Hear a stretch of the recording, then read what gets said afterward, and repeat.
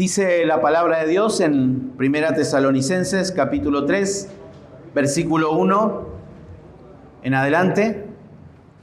Dice así la palabra de Dios: por lo cual, no pudiendo soportarlo más, acordamos quedarnos solos en Atenas y enviamos a Timoteo, nuestro hermano, servidor de Dios y colaborador nuestro en el Evangelio de Cristo, para confirmaros y exhortaros respecto a vuestra fe, a fin de que nadie se inquiete por estas tribulaciones, porque vosotros mismos sabéis que para esto estamos puestos.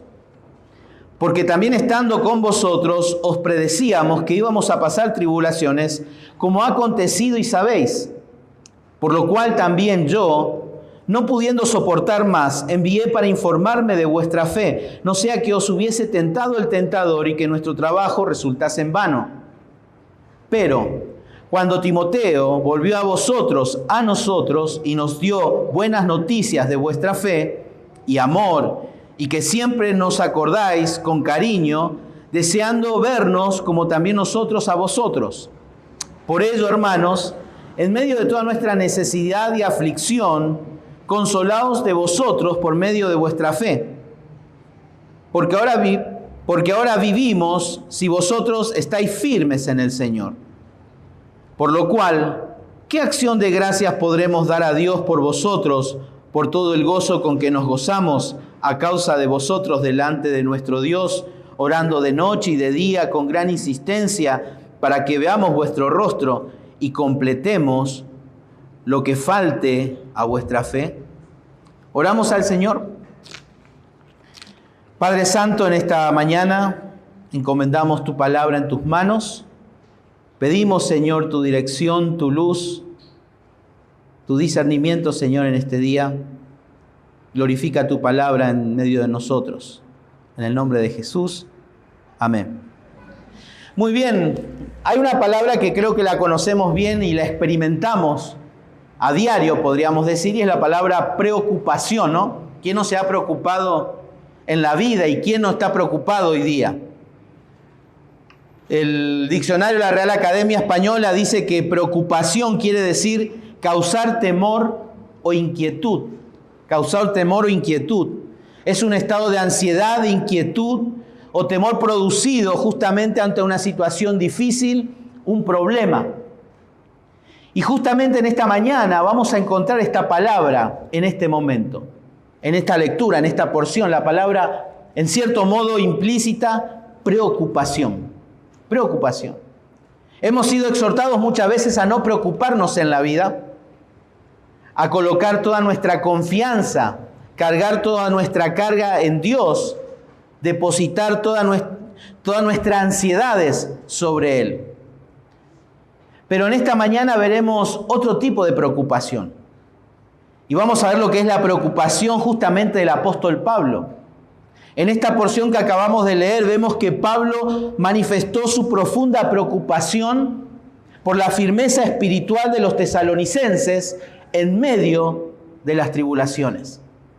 Si ustedes observan, tanto en el versículo 2, en el versículo 5, en el versículo 6, en el versículo 7 y en el versículo 10, encontramos una frase que se repite constantemente y es vuestra fe, vuestra fe.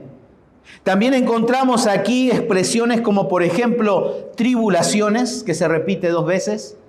Encontramos también que Pablo hace mención al tentador. Pero también encontramos que aquí dice en el versículo 8, por ejemplo, si vosotros estáis firmes en el Señor. En el versículo 12 encontramos los términos confirmaros. Y también encontramos en el versículo 13, cuando dice, que no leímos en esta mañana, pero lo consideraremos la semana que viene, donde dice, para que sean afirmados nuestros corazones. Por lo tanto, en todo este párrafo encontramos estos términos: vuestra fe, tribulaciones, tentador y afirmar, y afirmar. Pero lo que le da más peso a toda esta lectura, vemos que en el versículo 1 dice, no soportarlo más. No soportarlo más. Y en el versículo 5, nuevamente Pablo repite, no poderlo soportar más. Esto indica, por supuesto, que hay algo que le preocupa al apóstol, y es la fe de ellos. La fe de ellos. En el anterior pasaje que hemos meditado la semana pasada vimos el genuino interés que tenía Pablo por la vida de los tesalonicenses. Y que aquí esta expresión, por lo cual, nos quiere decir que él va a continuar con el mismo pensamiento. Esto es consecuencia de lo que dice hoy, de lo que hemos estudiado la semana pasada. Y ahora Pablo no va a presentar su genuino interés, sino su preocupación. Él estaba preocupado por la salud espiritual de los tesalonicenses en medio de toda esta tribulación. ¿Cuál era esta tribulación? ¿Se acuerdan? La persecución por la cual ellos tuvieron que abandonar abruptamente aquella ciudad. Y allí, ¿se acuerdan? Llegaron a la casa de Jasón y tratando de meter a los falsos maestros dentro de ese grupo, calumniando, difamando, mintiendo acerca de las personas de estos misioneros. Y por esta razón estaba muy preocupado Pablo. Y en esta mañana justamente lo que la palabra de Dios tiene para nosotros es lo siguiente: que todo cristiano debe manifestar una correcta preocupación. Todo cristiano debe manifestar una correcta preocupación por la firmeza espiritual de los hermanos en medio de la aflicción. Yo entiendo que hoy día nosotros no pasamos por las persecuciones que pasaron estos antepasados, pero sí vivimos en aflicción. Vivimos preocupados, vivimos atribulados, angustiados por diferentes razones, ya sea familiares, emocionales, espirituales, en el trabajo, en lo personal. Pero se necesita justamente de personas, de cristianos, que estén verdaderamente preocupados por los hermanos que padecen aflicción. Y hoy justamente en esta mañana estaremos viendo cómo se manifiesta esta correcta preocupación. Porque encontramos en la palabra de Dios que se nos exhorta a no estar afanosos, a no preocuparnos. Pero Pablo, sin lugar a dudas, estaba preocupado por la salud espiritual de estos hermanos. Y Pablo nos va a enseñar una correcta preocupación por aquellos hermanos, específicamente, que están pasando aflicción. Y hoy estaremos viendo acciones que manifiestan esa correcta preocupación.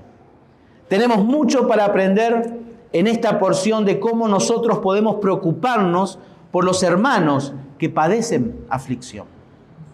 A veces tomamos una actitud de superhéroes tratando de resolver el problema del hermano que está pasando aflicción, pero vamos a ver que no es algo tan fácil. Y Pablo aquí nos va a enseñar justamente a cómo hacerlo y quiénes deben hacer esa tarea. ¿Quiénes deben hacer esa tarea? Por eso todo cristiano debe manifestar una correcta preocupación por la firmeza espiritual de los hermanos en aflicción. Y volvemos nuevamente al versículo 1. Para empezar nuestro estudio en esta mañana dice, por lo cual. Dijimos que esto conecta con lo que el apóstol Pablo vino diciendo anteriormente la semana pasada, lo que hemos meditado, ¿no? Acerca de su interés, de su amor justamente por los discípulos. Y Pablo anteriormente manifestó ese genuino interés por la vida de estos hermanos. Y vemos que la separación abrupta y el distanciamiento encendió justamente algo. La profunda preocupación por parte de los misioneros por el estado espiritual de estos hermanos en medio de toda esa persecución. En medio de toda esa persecución.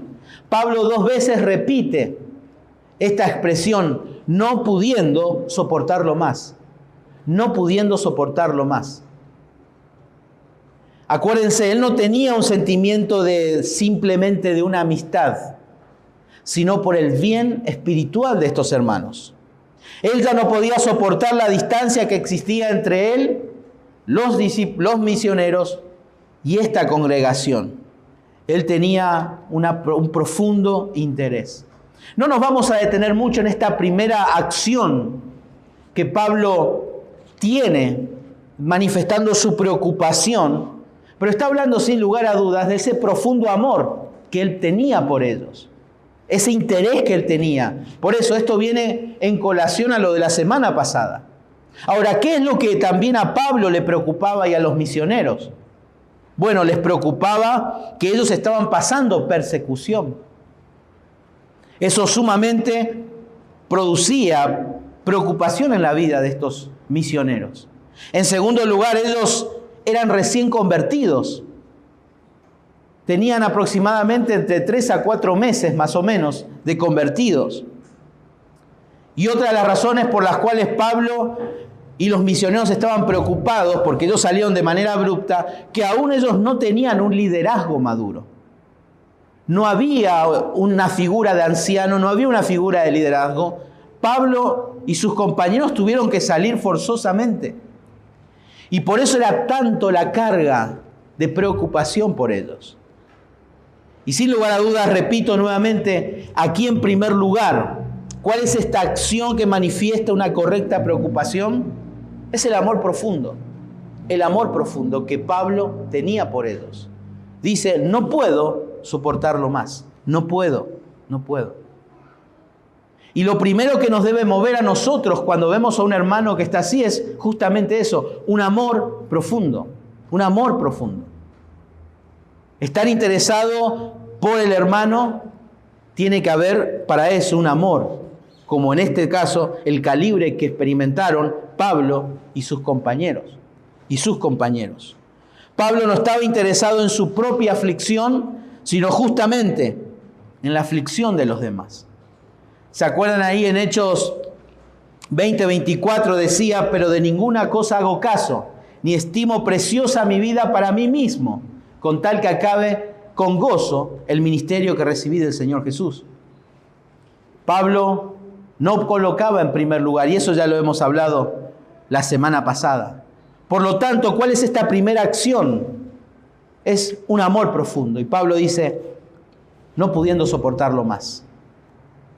Por lo tanto, el afecto profundo siempre nos va a llevar a algo, al sacrificio personal. El amor de Dios demostrado hacia la humanidad perdida fue dar a su Hijo Jesucristo en propiciación por el pecado, en sacrificio. Y como la palabra de Dios dice que en toda persona que nace de nuevo, el amor de Dios está derramado sobre sus corazones, eso pasó en la vida de Pablo. La preocupación fue tanta, el amor fue tanto que ellos sacrificaron algo. ¿Qué fue lo que sacrificó? ¿Cómo fue que uno puede amar profundamente y estar desinteresado en uno mismo? Dice aquí el versículo 1, acordamos quedarnos solos en Atenas. Acordamos quedarnos solos en Atenas y enviamos a Timoteo, nuestro hermano, servidor de Dios y colaborador nuestro en el Evangelio de Cristo, para confirmaros y exhortaros respecto a vuestra fe. Aquí ellos están diciendo acordamos, fuimos como con un acuerdo, como un acuerdo. Decidimos quedarnos solos. Si ustedes leen Hechos capítulo 17, vamos a entrar en un conflicto porque vamos a encontrar que solamente en Atenas llega Pablo. Acuérdense que el equipo misionero era Silas, Timoteo y Pablo. Pero cuando ellos huyen, ellos deciden, bueno, Timoteo tiene que volver a Tesalónica, Silas se queda en ese lugar y luego va Pablo solo a Atenas. Y justamente esta expresión cuando dice acordamos quedarnos solos, ellos eran un equipo. Pablo nunca salía solo al ministerio. Podemos presuponer por diferentes razones que son obvias. 2 es mejor que 1. Estar acompañado y sostenerse uno a otro en santidad, por supuesto, Pablo nunca despreció eso, siempre estuvo acompañado, cuidando también la espiritualidad uno del otro. Pero también no nos olvidemos que Pablo padecía de un problema, no veía bien. Y esa es una de las razones por las cuales también Pablo no estaba solo. Y aquí esta decisión es, acordamos quedarnos solos. Pablo llega a una ciudad donde se exigía mucho de él. Pablo era una persona preparada para debatir en ese lugar, la ciudad del conocimiento, del saber. Y allí Pablo solo en ese lugar predicó el Evangelio. Y aquí podemos ver que él se despoja de lo más preciado que él tenía. Y uno dice, ¿qué? Sus compañeros. Pero específicamente, él hace mención de alguien para enviar a los hermanos en Tesalónica. Timoteo. Pablo se desprende. Me gusta mucho también lo que dice Filipenses. Acompáñenme por favor en Filipenses capítulo 2. Y justamente esa es la ciudad donde Pablo envió a Silas. Ahí ellos en reunión de equipo dijeron, bueno Timoteo, vos te vas a ir a Tesalónica, vos Silas te vas a ir a Filipos y yo voy a continuar. Pero fíjense lo que dice aquí en este pasaje, Filipenses 2, 19 al 20.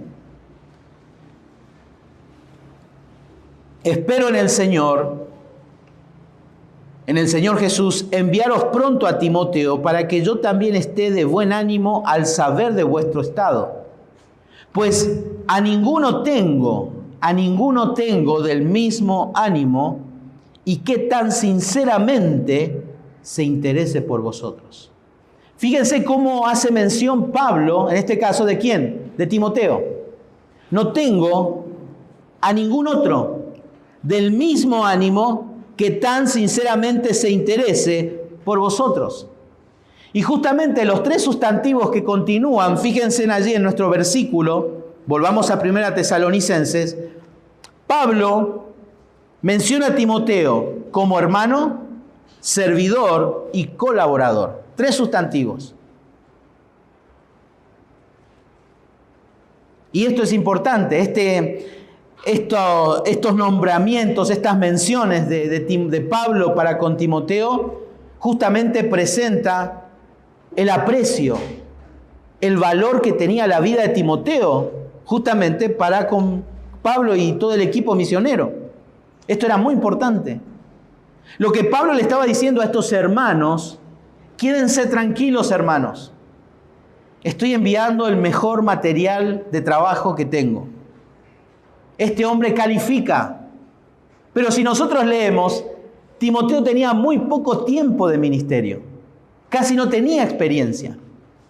Y Pablo está enviando a alguien diciendo, hermano, pero este sustantivo de hermano no se refiere al hecho que era un hermano en la fe solamente, sino a alguien que tenía las cosas en común con Pablo.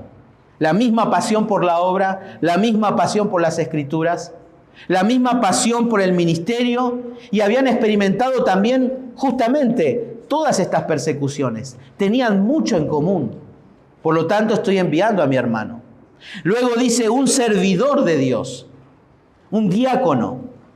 Y es interesante que Pablo lo llame, dice allí, servidor, justamente, de Dios.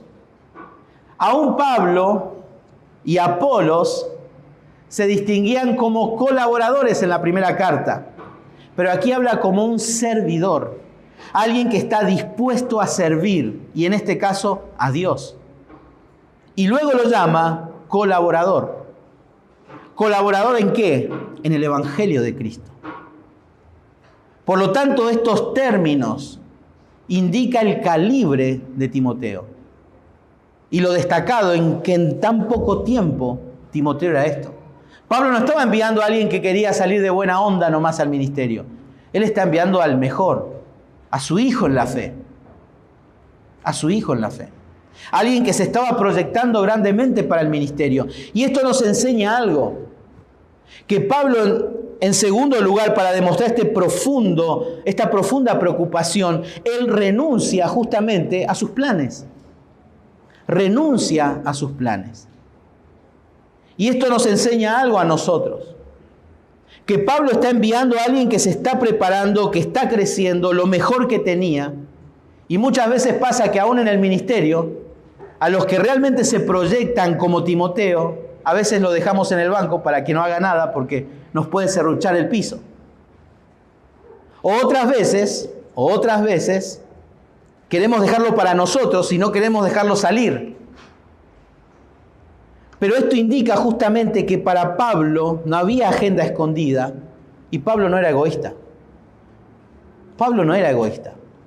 Él se desprendió, renunció a este plan. Envió a Timoteo. Y la razón justamente por la cual Pablo envía a Timoteo era porque es un siervo que califica. Era un siervo aprobado por Dios, como hemos estudiado ya eso en el capítulo 2, tanto él, Silas y Timoteo. Y eso tenemos que saber, que cuando Dios llama a alguien al ministerio, no llama a cualquiera. No llama a alguien que tiene el deseo de servir. Vamos a leer Hechos capítulo 13. Dice el versículo 1, había entonces, fíjense, en la iglesia de Antioquía, profetas y maestros. ¿Quiénes eran? 1, Bernabé. 2, Simón, el que se llamaba Níger. 3, Lucio de Cirene. 4, Manahem, el que se había criado junto con Herodes, el tetrarca. Y 5, Saulo. Esos 5 eran las personas que ministraban la palabra de Dios en ese lugar. Esos 5 eran los que estaban dirigiendo la iglesia en Antioquía. Y dice luego el versículo, ministrando estos al Señor y ayunando, dijo el Espíritu Santo, apartadme a Bernabé y a Saulo para la obra a los que los he llamado. Fíjense, Dios no estaba llamando a cualquiera dentro de la iglesia. Dios estuvo llamando dentro del liderazgo de la iglesia. Estaba llamando a personas que estaban involucradas, sirviendo, ministrando, calificados sobre todas las cosas para salir para un ministerio específico que Dios tenía. Y como vemos, dice el versículo 3, entonces habiendo ayunado y orado, les impusieron las manos y los despidieron. Los despidieron. Se despojaron, renunciaron del 40% de su liderazgo. La iglesia se despojó del 40% de su liderazgo. Y en la obra de Dios, cuando hay hermanos que están pasando por necesidad, específicamente por aflicción, angustia, es necesario también renunciar a planes. Saber que un hermano está pasando un momento difícil, a veces uno tiene que dejar su zona de confort e ir y consolar a ese hermano. Pero también Pablo nos enseña algo en este pasaje, que ministrar a un hermano en aflicción no es para cualquiera. No es para cualquiera. Pablo le pudo haber dicho a cualquier otro, enviar una carta y decir, puede venir a consolar, a ver cómo está. No, él envía al mejor, para ministrar la vida de estos hermanos. Esto nos enseña grandemente la palabra de Dios. Todo cristiano debe manifestar una correcta preocupación por la firmeza espiritual de los hermanos en aflicción. ¿Cómo lo manifiesta? Con un amor profundo, pero también renunciando al egoísmo, a decir, este es el momento que tengo que despojarme quizás del confort, o no tratar de ser el superhéroe y dejar que otros hermanos calificados puedan ministrar la vida de aquellos que están pasando por aflicción. En tercer lugar, dice el versículo también, y vemos ahí vamos a nuestro pasaje, vemos la preposición para confirmaros y exhortaros respecto a vuestra fe. Versículo 3, a fin de que nadie se inquiete por las tribulaciones. En esta porción de la palabra de Dios vemos que Pablo también presenta que tiene un propósito. Hay un propósito por el cual él envía a Timoteo. Y esto nos indica que la tercera manera que demuestra esta preocupación es teniendo metas claras. Metas claras. Pablo no le dice a Timoteo, Timoteo, anda a ver cómo están. Timoteo, anda a acompañarlos, está con ellos, tomate unos tererés, fíjate, comete algo con ellos, pasa tiempo con ellos. No, Pablo le dijo, anda, pero con un objetivo. Conformaros, exhortaros, y el versículo 5 también dice, para informarme de vuestra fe. Esa era la meta de Pablo. Animar, exhortar, y Pablo los envía porque había algo que lo motivara, la fe. Pablo estaba preocupado por la fe de estos hermanos. Pero cuando hablamos de fe, en el Nuevo Testamento encontramos dos tipos de fe. Esa fe que encontramos en Judas, en el versículo 3, que habla del contenido de la doctrina, del conjunto de la verdad del Evangelio. Pero también encontramos en el Nuevo Testamento la otra fe que habla de creencia, de lo que nosotros encontramos y hemos estudiado en el capítulo 1, del 1 al 10, de la fe demostrada de estos hermanos, de esa confianza que tenían en Dios, en su persona y en la obra de Cristo en la cruz. Y Pablo estaba preocupado justamente en esa fe, en la fe que ellos depositaron en Dios. Los creyentes tesalonicenses constituían un modelo de iglesia. No era una iglesia modelo, era un modelo de iglesia. Porque había errores como en cualquier otra iglesia. Pero en este caso ellos tenían virtudes nobles. Pero ellos eran muy jóvenes aún en la fe. Y a pesar de todo lo que Pablo había oído de ellos, él aún estaba preocupado. Son jóvenes en la fe. No tienen un liderazgo aún. Por lo tanto, decide enviar allí a Timoteo. Fíjense en el versículo 10 también de este capítulo, dice lo siguiente, orando de noche y de día con gran insistencia. ¿Para qué? Para que veamos vuestro rostro y completemos lo que falte a vuestra fe. Pablo interesado en completar esa fe, que más adelante ahora estaremos detallando un poco más. Y el versículo 13 también dice, para que sean afirmados vuestros corazones. El objetivo de Pablo al enviar a Timoteo era hacer que el fundamento de la fe de los tesalonicenses sea sólido, consistente y que pudieran tener confianza para aplicar las verdades de Dios a sus propias vidas. Y repito, ese trabajo de Timoteo no era trabajo para cualquiera. No era trabajo para cualquiera. Porque Timoteo, en primer lugar, tenía que ir para confirmaros, para confirmarles en la fe. ¿Qué quiere decir eso? Quiere decir fortalecerlos, apoyar o apuntalar, como cuando algo se está por caer, colocan algo para que no caiga. Y Timoteo iba a hacer este trabajo, iba a apuntalar para que esto no caiga. Pero también dice exhortarlos, el cual eso indica que él fue en ayuda. Él fue en ayuda. Y justamente estas acciones de confirmar y exhortar son partes del proceso que Pablo utilizó en su ministerio de plantación de iglesia. Pablo siempre que iba a un lugar predicaba el evangelio y después de un tiempo él hacía esas dos cosas.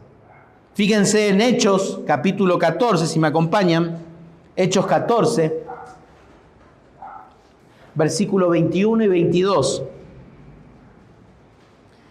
Dice, y después de anunciar el evangelio a aquella ciudad y de hacer muchos discípulos, volvieron a Listra, a Iconio y a Antioquía. Versículo 22. ¿De qué manera volvieron?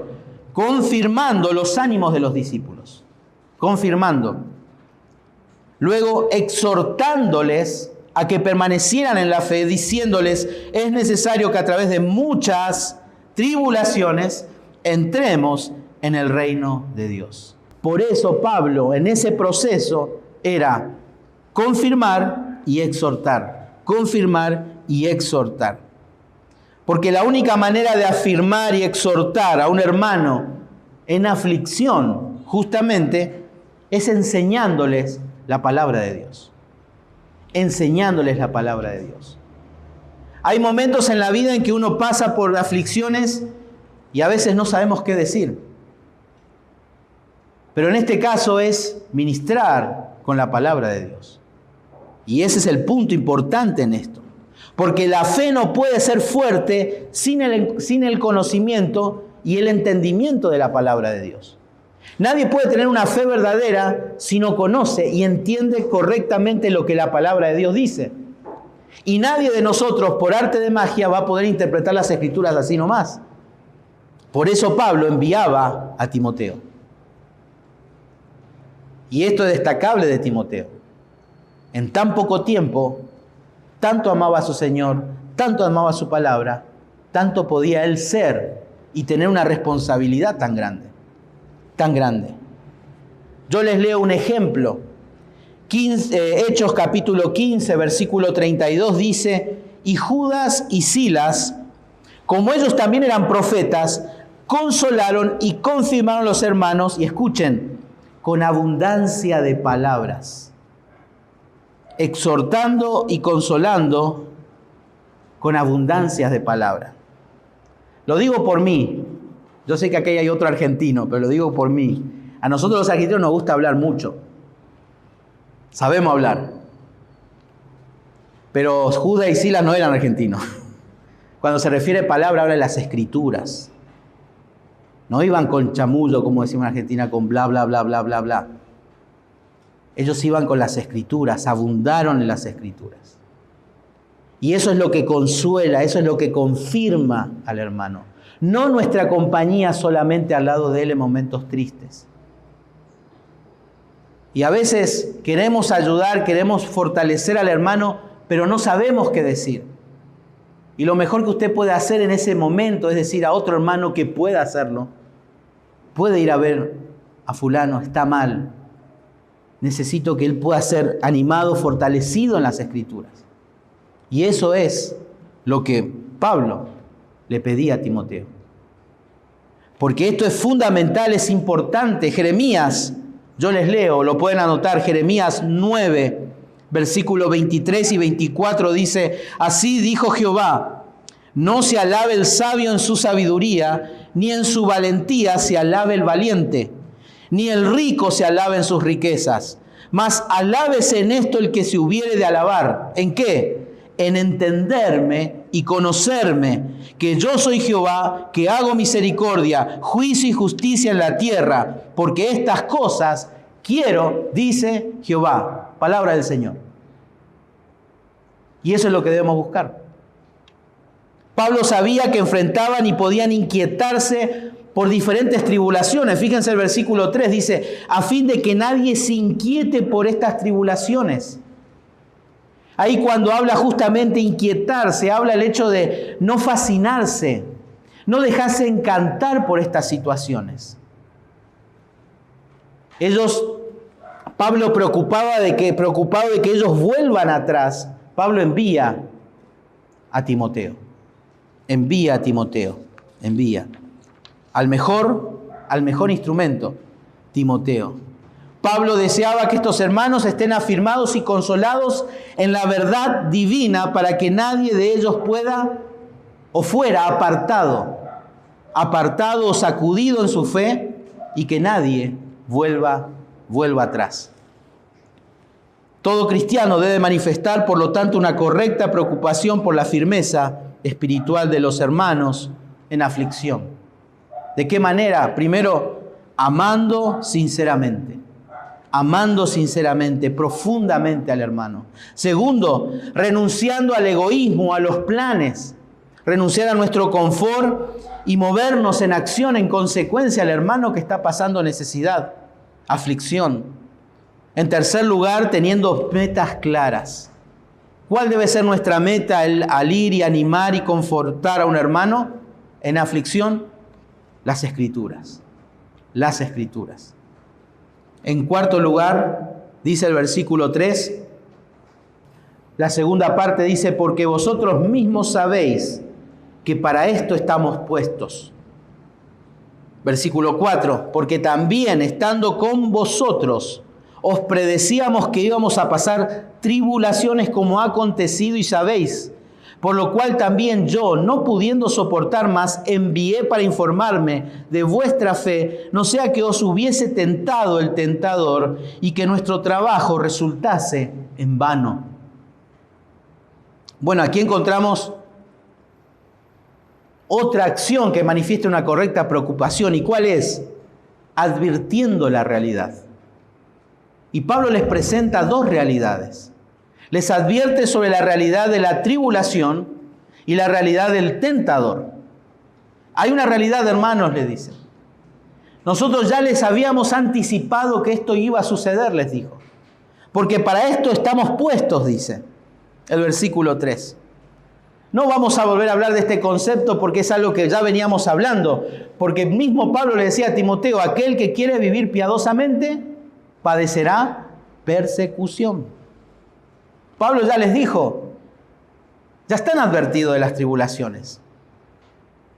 Me gusta lo que Primera de Pedro, vamos a leer Primera de Pedro, capítulo 1, versículos 5 al 7. Pedro les dice que sois guardados por el poder de Dios mediante la fe para alcanzar la salvación que está preparada para ser manifestada en el tiempo postrero, en lo cual vosotros os alegráis, aunque ahora por un poco de tiempo, si es necesario, tengáis que ser afligidos en diversas pruebas, para que sometida a prueba vuestra fe, mucho más preciosa que el oro, el cual aunque perecedero se prueba con fuego, sea hallada en alabanza, gloria y honra cuando sea manifestado Jesucristo. Pedro es un poco irónico también acá porque habla de la prueba con fuego. Esto es una ironía acerca de lo que justamente Nerón había hecho, quemar. ¿Se acuerdan allí? Y él, para lavarse las manos, inculpó ahí a los judíos. Y Pablo en ironía dice, es necesario que pasemos por esto. Es necesario. ¿Para qué? Para probarnos a nosotros. Dios quiere pasarnos por esta gran prueba para que nosotros mismos podamos conocernos y sobre todo producir madurez. Y Pablo, en Primera Tesalonicenses les advierte, ya les advirtió estando en medio de ellos, era necesario pasar por esto. Y así también, hermanos, después de un tiempo de calma, viene la tormenta. En algún momento viene la tormenta. Y viene a sacudirnos individualmente. Pero también les digo, hermanos, que en cualquier momento el Señor va a sacudirnos también a nosotros como iglesia. Si sacude a un hermano, Dios muchas veces tiene que sacudir a la iglesia entera. Y para eso usted tiene que orar. Yo tengo que orar. Porque en algún momento Dios va a hacerlo. Y tenemos que estar preparados para eso. Pero no solamente le advierte del tentador, de la tentación, sino también de la tribulación, sino también del tentador. Fíjense allí, el versículo decía, versículo 5, no sea que os hubiese tentado el tentador. Acuérdense, Pablo no podía soportar más esta situación, estaba preocupado por las tribulaciones, preocupado por la obra de Satanás en medio de ellos, como ya hemos hablado la semana pasada. El diablo obra, por supuesto, sujeto al dominio, a la soberanía de Dios. Pero Pablo estaba preocupado. Y su preocupación en este caso es si Satanás había tenido éxito justamente en su asalto a los tesalonicenses. Y Pablo sabía que su trabajo en medio de ellos probablemente había sido en vano. Eso quiere decir sin éxito, sin fruto. Y esta no es la única vez que Pablo hace mención de esto. En Gálatas, en la carta a Filipenses, también hace mención justamente del trabajo de Pablo en medio de ellos y su preocupación de que su trabajo no haya sido en vano. Y el temor y esta preocupación de Pablo es justificable. Pero hay una cuestión acá. Si Pablo estaba preocupado de que el trabajo de ellos no haya sido en vano después de la ataque de la tentación del tentador y de las tribulaciones, ¿por qué en el capítulo 1, si me acompañan, versículo 3,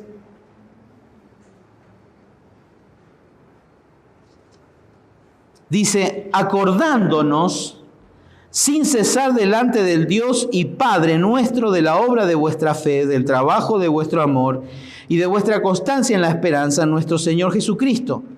Porque conocemos, hermanos amados de Dios, vuestra elección.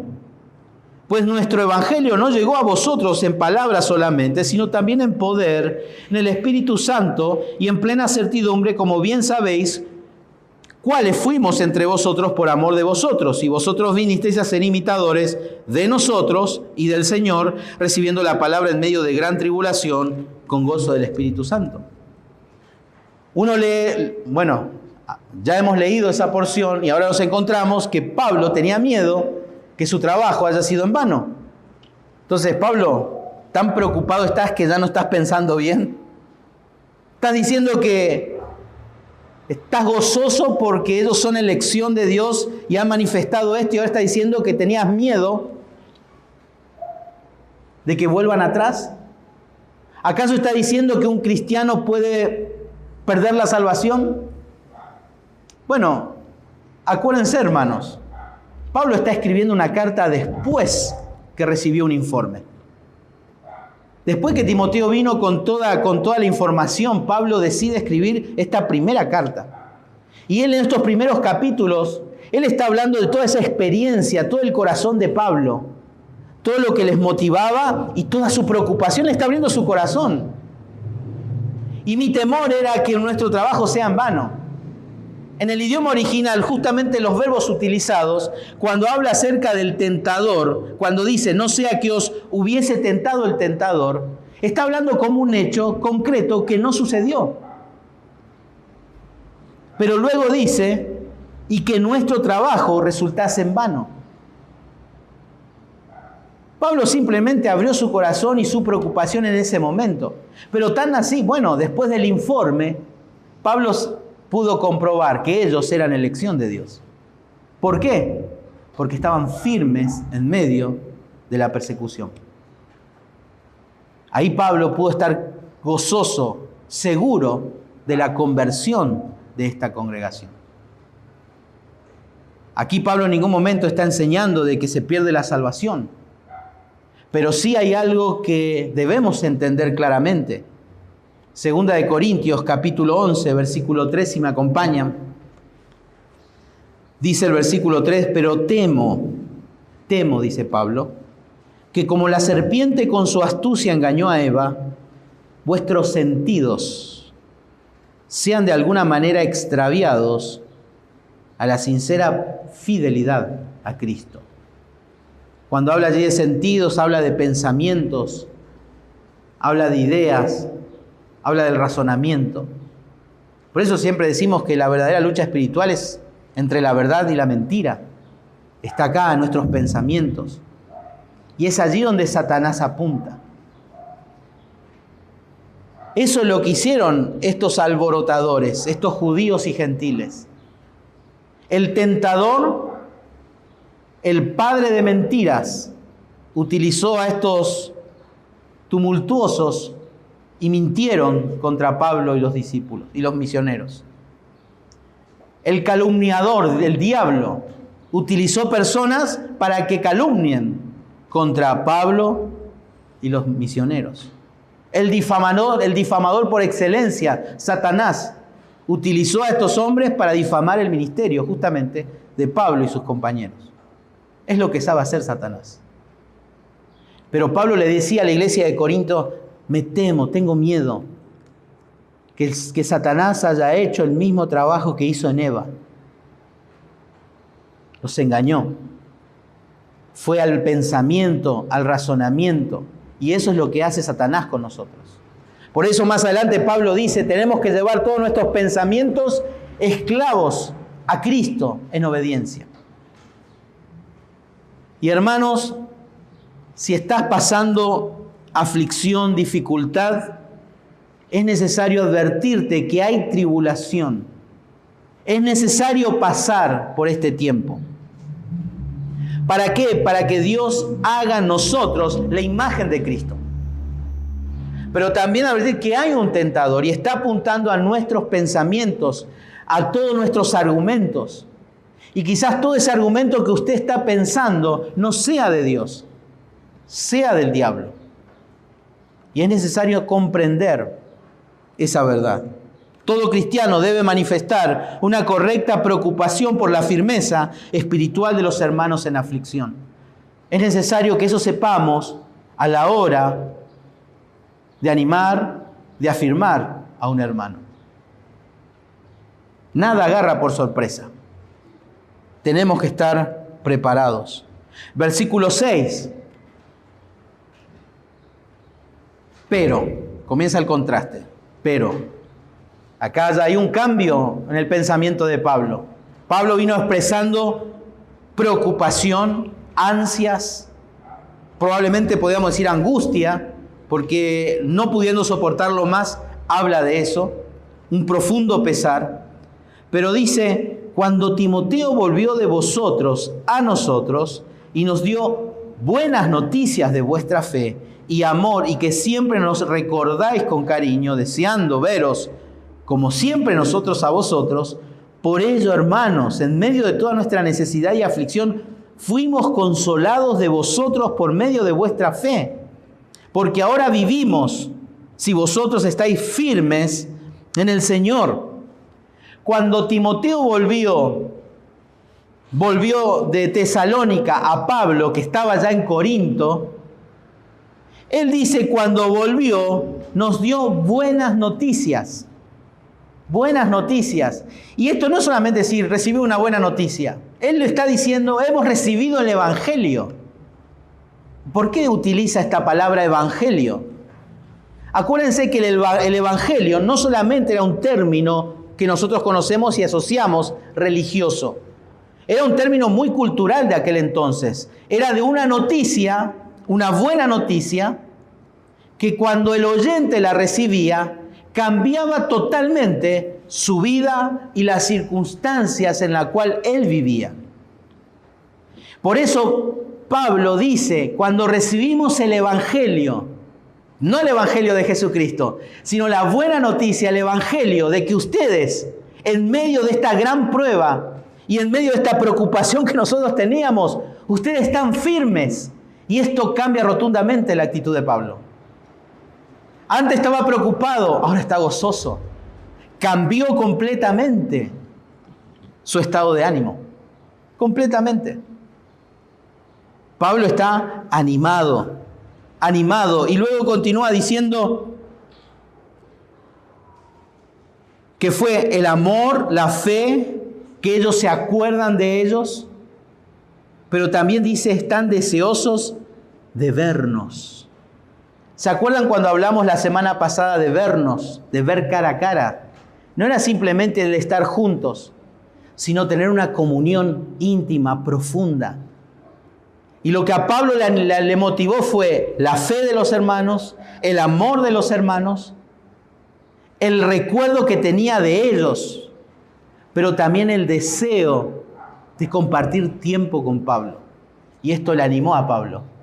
Le animó y dice, por ello, por esto, hermanos, en medio de toda nuestra necesidad y aflicción, dice, fuimos consolados de vosotros por medio de vuestra fe. Aquí vemos una quinta acción que manifiesta una profunda preocupación. Y es que Pablo mantuvo un espíritu humilde. Un espíritu humilde. Pablo no les dice, me alegró mucho porque yo sabía. Yo sabía que, porque yo estuve con ustedes, yo le mandé el mejor que tenía. Le mandé el mejor que tenía, preparado, discipulado por mí, el mejor instrumento. Yo ya les había advertido, yo les enseñé bien. Por eso ustedes están así. Excelente. Pablo no hizo eso. Pablo, un espíritu humilde, dice, fuimos consolados por ver cómo ustedes, hermanos, están firmes. Y eso es humildad. El apóstol Pablo, el que les instruyó, el que les llevó el Evangelio con espíritu humilde, les dicen, he sido edificado por ustedes. Y esto me anima a seguir adelante. Haberme despojado de mis mejores compañeros. Estar solos en Atenas, en una ciudad donde requería mucho de él y sin poder ver bien. Esto me anima, dice. Esto me anima. Pablo no se creyó nadie ni nada. Y en medio de toda la necesidad y aflicción, Pablo se consoló por medio de la fe, en este caso, de sus hijos. De sus hijos. Todo cristiano debe manifestar una correcta preocupación por la firmeza espiritual de los hermanos en aflicción. Versículo 9. Por lo cual, en consecuencia a este gozo que tengo, dice Pablo, ¿qué acción de gracias podremos dar a Dios por vosotros, por todo el gozo con que nos gozamos a causa de vosotros delante de nuestro Dios? Aquí Pablo se da cuenta de algo. No soy yo, dice Pablo. No soy yo. Ni siquiera Timoteo, que era el mejor instrumento. El que obró aquí fue Dios. Él no le dijo a Timoteo, bien, buen trabajo, siervo y fiel, Timoteo, te aplaudo. Vos realmente sos mi discípulo. No, él dio la gloria a Dios. Por eso dice, ¿qué acción de gracias podemos dar a Dios? No me alcanzan las palabras, dice Pablo. No me alcanzan las palabras para agradecer a Dios por todo este gozo que él estaba experimentando al recibir el informe justamente de Timoteo. La imposibilidad de volver a pagar al Señor por la obra divina que le hizo gozarse delante de Dios. Eso realmente lo que Pablo estaba haciendo. No me alcanza palabras. No puedo pagar esto, Señor. Y me gozo. Porque él sabía que el responsable de esta firmeza era Dios. No era Timoteo, no era Pablo. Era Dios. Pablo podía decir, yo estoy instruido en todo, decía Pablo. Pero el que hace la obra es Dios. Primera de Pedro, capítulo 5, versículo 10, dice, mas el Dios de toda gracia, que nos llamó a su gloria eterna en Jesucristo. Y escuchen, después que hayáis padecido un poco de tiempo, Él mismo os perfeccione, afirme, fortalezca y establezca. ¿Quién? Dios. Dios. Dios es el que fortalece, Dios es el que anima, Dios, no soy yo, no es mi elocuencia, no es mi técnica, no es mi capacidad, es Dios. Y todo eso tiene que estar rendido a la obra de Dios, a la obra de Dios. Filipenses capítulo 2, versículo 13 dice, porque Dios es el que produce en vosotros el querer, así como el hacer, por su buena voluntad. Dios es el que obra. Pablo en 1 Corintios capítulo 3 versículo 6 dice, yo planté, Apolos regó, pero el crecimiento lo ha dado el Señor. Hay obra humana, por supuesto. Plantar y cegar, ¿qué cosa? La palabra, la semilla para que dé su crecimiento. Colosenses capítulo 1, sí pueden buscar allí por favor, Colosenses 1, 28 y 29. Si hemos de buscar un propósito para nuestra iglesia local, vieron que siempre está, en toda organización hay la misión y la visión, ¿no? Creo que Pablo acá nos muestra cuál es la visión y la misión debe ser nuestra iglesia local. ¿Cuál es? Versículo 28 dice, ¿a quién anunciamos? Amonestando a todo hombre y enseñando a todo hombre en toda sabiduría, a fin de presentar, ¿qué cosa? Perfecto en Cristo Jesús a todo hombre, para lo cual también trabajo, luchando según la potencia, ¿de quién? De Él, de Cristo, la cual actúa poderosamente en mí. Pablo, ¿qué está diciendo? El ministerio tiene que ser cristocéntrico. A todo hombre, niño, joven, adulto, anciano, todo. Tienen que ser enseñados, tienen que ser amonestados. para sabiduría, para que en ellos sea perfecto Cristo. Por eso no lo hago yo, dice Pablo. No se confundan, dice Pablo. Eso lo hace Dios. Yo me esfuerzo, trabajo duro, pero según la potencia de Él. Esa potencia que Dios Padre puso en Cristo para resucitarle entre los muertos. Y ese es el poder que actúa en aquellos que en humildad reconocen esa obra de Dios. A veces uno se siente pobrecito, a veces yo no puedo hacer esto. Pero tenemos la bendita esperanza y promesa que el mismo poder que resucitó a Cristo de entre los muertos actúe en nosotros a través de su palabra. Por lo tanto, ¿cómo podemos retribuir esto a Dios? En gratitud, en adoración y en dependencia en Él. Por eso Pablo aquí está hablando justamente de eso, retribuyendo a Dios lo que se merece. Nuestra adoración, nuestra gratitud, cuando vemos que los hermanos en medio de aflicción están firmes. No es por mi visita, no es por mi palabra, es porque Dios actuó.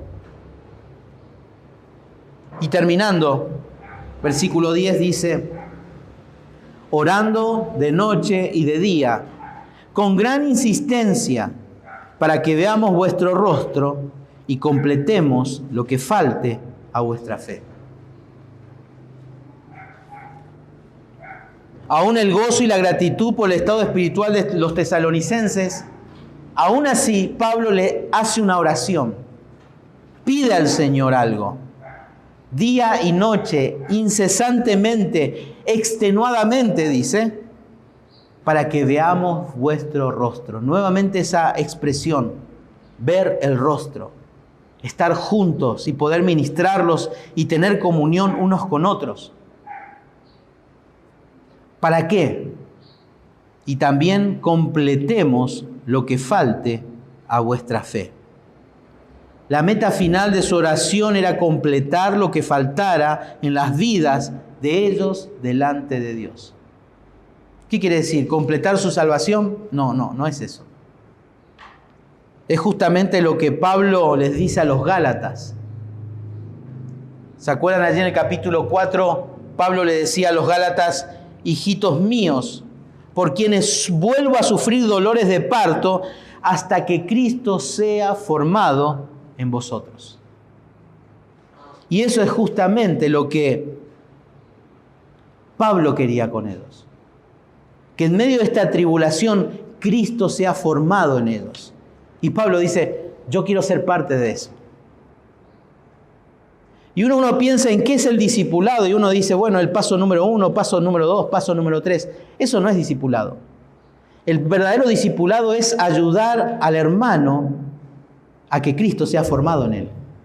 Eso es discipulado. Si completaste un 10 pasos, un 15 pasos, un 20 pasos y Cristo no aparece ni un granito ahí, no hay ningún discipulado eso.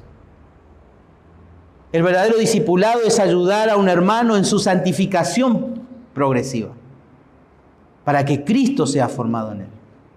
Y en eso tenemos que involucrarnos todos. Queremos ayudar a las personas que están en aflicción, no es tarea para cualquiera. Tampoco pensemos que nosotros somos los capaces en resolver todos los problemas, porque no lo vamos a resolver. La palabra de Dios dice que cada uno de nosotros, desde el que les habla a ustedes, es un generador de crisis. Yo le produzco crisis a usted y a vos y ustedes a mí, porque somos generadores de crisis. Y por esa razón necesitamos depender de Dios. Antes de ir a buscar, de consolar a un hermano, gaste tiempo en oración. Les confieso, es un área débil de mi vida. Yo no me considero un hombre de oración. Y cada vez que tengo que hablar con alguien, mi esposa siempre me dice, ¿oraste? ¿Oraste antes de ir? Porque es Dios el que tiene que hablar, no nosotros. Queremos preocuparnos por la firmeza espiritual de los hermanos en aflicción. Tomemos el ejemplo de Pablo. Aquellos que quieren hacer ministerio, bueno, Mis hijas siempre me preguntan, ¿vos tenías póster de famosos en tu cuarto? No, yo no tenía póster de famosos en mi cuarto. Pero si querés ministerio, te voy a decir que hagas un póster de Timoteo. Poné un póster de Timoteo, no sé, inventate uno. Él siendo muy joven, amaba a Dios, amaba la obra. Dice que él tenía buen testimonio de todos los que le rodeaba y de las ciudades vecinas. Era una persona que amaba la obra, amaba a los hermanos. ¿Querés servir al Señor? Ahí está. Exijamos mucho a nosotros los ancianos. La Biblia exige, pero también para el que quiere liderar. Entonces, si crees que Dios te está llamando al ministerio, no pienses tanto en qué es lo que tenés que hacer. Pensá mucho en lo que sos delante de Dios. Y eso va a demostrar si calificás o no al ministerio. Pablo fue muy celoso. Envió al mejor. Y esta iglesia tiene que ser bendecido con los mejores. Y Dios los tiene acá. Dios los tiene que preparar, por supuesto. Pero todo se logra con esfuerzo. Todo se logra con esfuerzo. Prepárese, estudie la Biblia, porque hay hermanos que lo necesitan para ser ministrados. ¿Oramos al Señor?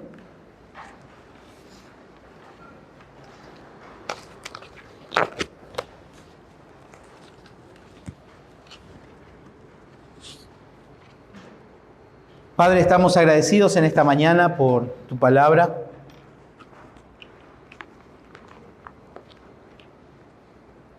Ayúdanos a tomar estos principios, Señor, y a seguir meditándolos en ellos, a analizarlos en nuestra vida.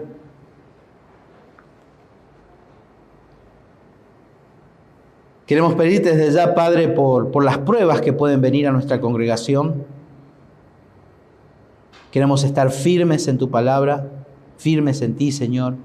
Queremos estar advertidos de esta realidad. Pero también, Señor, pido por la vida de cada uno de mis hermanos y de la mía, Señor. El tentador está allí, con ideas, con argumentos, con mentiras. Pero necesitamos saber la verdad, Padre. Es crucial, Señor, que nos expongamos a tu palabra. No podremos vivir nuestra vida, Padre. Ni nuestra vida laboral, ni nuestra vida matrimonial. Nada, Señor, podemos enfrentar sin exponernos a tu palabra como hijos tuyos. Y te pido, hermano, también por aquellos hermanos que quizás estén pasando por aflicción, por tribulación. Te pido que en tu palabra los consueles, los afirmes, que no sean engañados, Señor, por Satanás en este tiempo. Así, Padre, encomendamos este tiempo en tus manos, en el nombre de Jesús. Amén.